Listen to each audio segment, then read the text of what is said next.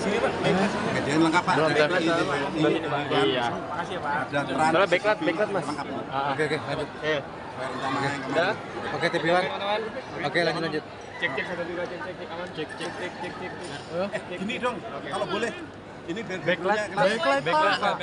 Iya Pak. Ya. Izin Pak, boleh dijelaskan Pak untuk kegiatan hari ini itu ada apa? Oh, kegiatan hari ini yang jelas dua momentum. Yang pertama adalah kita berbuka puasa bersama sebagai umat beragama yang sedang, khususnya saudara-saudara kita yang beragama Muslim, sedang merayakan bulan suci Ramadan dengan berpuasa. Kita melakukan puasa bersama. Bersamaan dengan itu, tepat tanggal 22 Maret 2024, ini juga dijadikan sebagai momentum atau tanggal di mana ditetapkan sebagai ulang tahun BNN. Jadi ada dua momentum di sini, momentum buka puasa dan ulang tahun. Apa membedakan ulang tahun yang tahun ini dan tahun-tahun sebelumnya Pak? Ulang tahun ini yang jelas pimpinannya baru, saya kebetulan baru 3 bulan, dan yang kedua adalah ulang tahun yang penuh dengan barokah karena bersamaan dengan ulang tahunnya dengan bulan puasa. Dan disinilah juga maka saya mengajak semua elemen, khususnya anggota atau pegawai BNN untuk merefleksi apa yang sudah kita lakukan selama ini terhadap tugas-tugas kita di BNN dan bagaimana kita mengabdikan diri kita melakukan suatu kontemplasi supaya kita sadar bahwa tanggung jawab dalam rangka menjaga moral dan mental, begitu juga dengan kesehatan fisik dari generasi muda kita, masyarakat kita, ini bisa kita kita laksanakan. Apakah kita sudah melaksanakan itu secara baik atau belum? Saya mengajak staf-staf saya semua supaya berefleksi, karena dengan momentum bulan suci yang penuh dengan rahmat ini, mudah-mudahan kita diberikan kesadaran bahwa kita sebagai insan anti narkoba ini betul-betul harus melaksanakan tanggung jawab kita yang selama ini berada di pundak kita.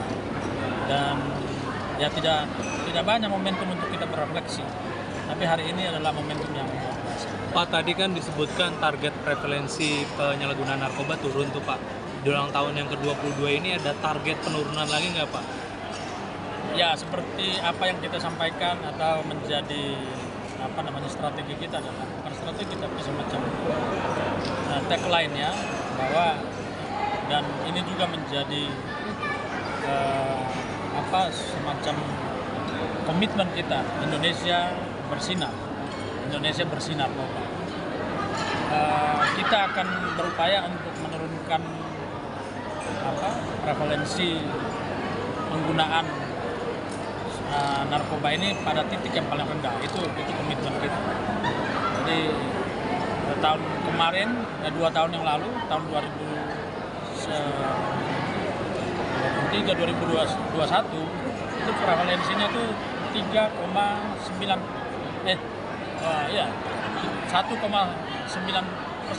95%. Lalu 2 tahun kemudian prevalensi kita 1,73. Berharap karena prevalensi diukur 2 tahun sekali, kita akan melakukan pengukuran lagi itu tahun depan. Berharap dengan pekerjaan kita yang keras, kita menjaga supply, menekan atau menangkap para supplier ini supaya supply ini bisa terhenti.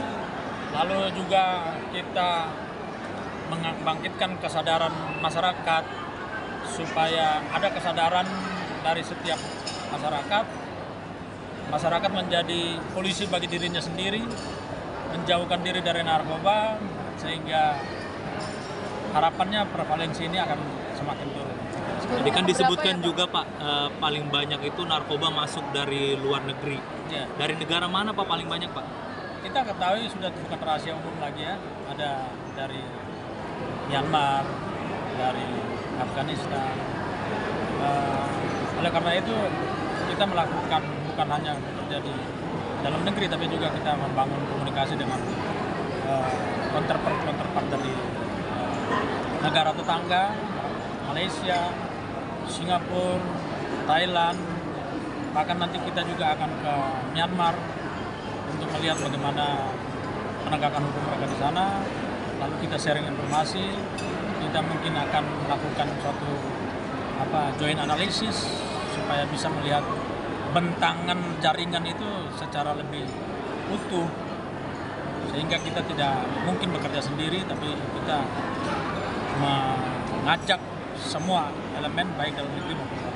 Jenderal, beberapa waktu lalu Mahkamah Konstitusi menolak gugatan terkait legalisasi ganja untuk kepentingan medis di BNN sendiri, komentarnya seperti apa? Yang pertama, saya melihat bahwa kita melarang ganja itu kan satu pertimbangan medis, satu pertimbangan etis, medis dan etis. Sudah barang tentu melarang ganja itu adalah satu keharusan, karena kita lihat kan pengaruhnya ganja ini kan luar biasa. Orang bisa menjadi sangat edik,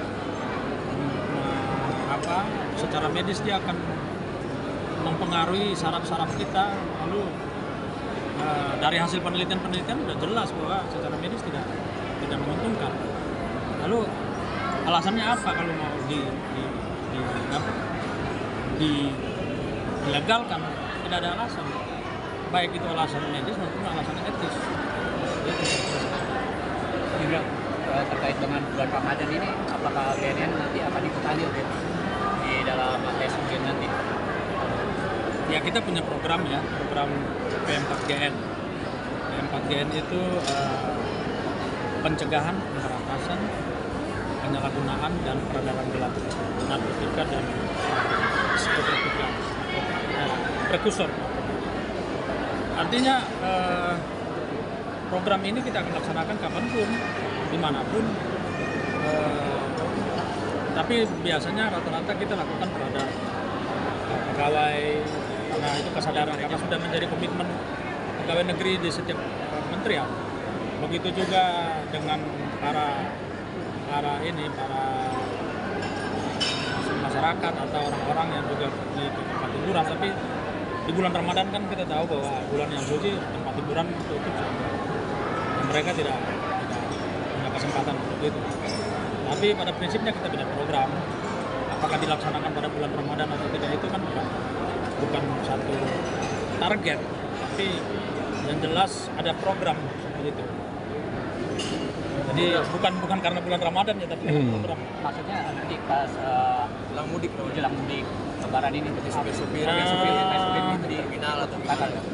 Ya, kita lakukan secara random ya, untuk mencari mencegah supaya supir ini tidak lalu menggunakan narkotika. Karena biasanya kan kapasitas atau volume penumpang ini kan akan meningkat pada saat bulan Ramadan, sehingga mereka perlu ekstra tenaga, tapi janganlah mencari meningkatkan stamina itu dengan hal-hal yang seperti itu. Karena ya cukup saja minum vitamin yang banyak, makan yang sehat, cukup.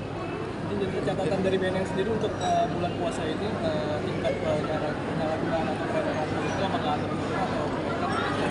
Kita tidak melakukan penelitian khusus untuk bulan Ramadan. Saya yakin bulan Ramadan ini kan orang pasti berkontemplasi, refleksi, jadi saya pikir sudah punya kesadaran lah untuk menjauhkan lah dari bahaya.